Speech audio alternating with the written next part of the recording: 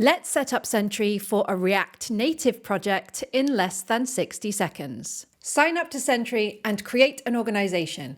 Create a new project and choose React Native as your platform. Give it a name and click Create Project. Next, run this command to configure your app automatically with the Sentry wizard. Speed through the options, authenticate with Sentry, and select your project. If you've got an app file, you've now got the Sentry initialization code ready to go. If your app entry point has a different file name, copy and paste the code provided. To test everything's connected, copy and paste the code snippet provided to your project to trigger an intentional error. Rebuild your app, start it up, and wait for the error to trigger. And there it is, your first issue sent to Sentry.